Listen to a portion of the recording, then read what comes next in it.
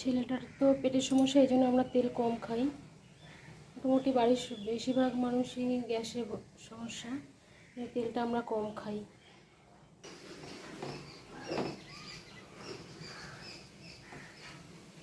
তেলটা গরম হয়ে গেছে,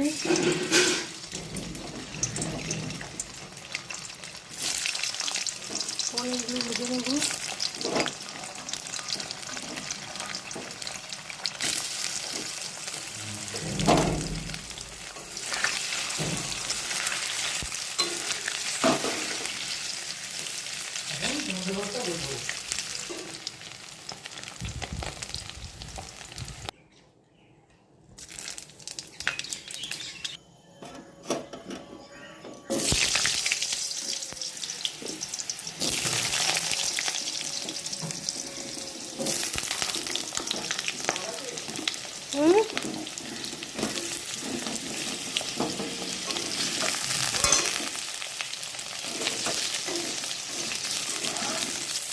হ্যাঁ,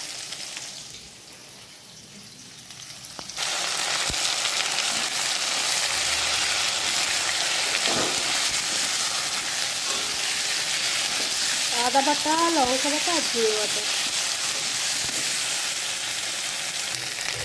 মশলাটা ভাজা ভাজা হয়ে গেছে, জল দিয়ে দিলাম।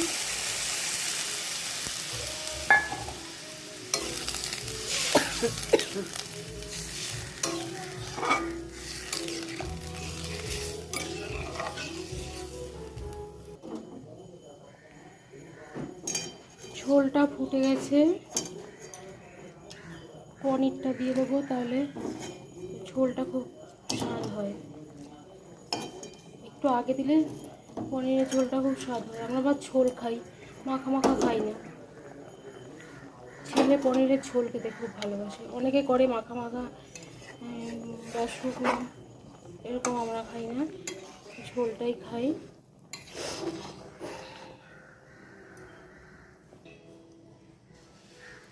পনিরটা দেওয়ার পরে ঢেকে দেবো,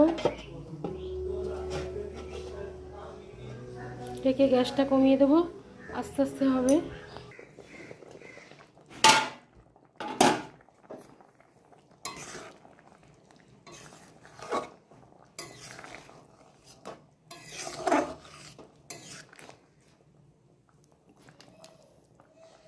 একটু সানরাইজ মিট মশলা দিয়ে নামিয়ে দেবো।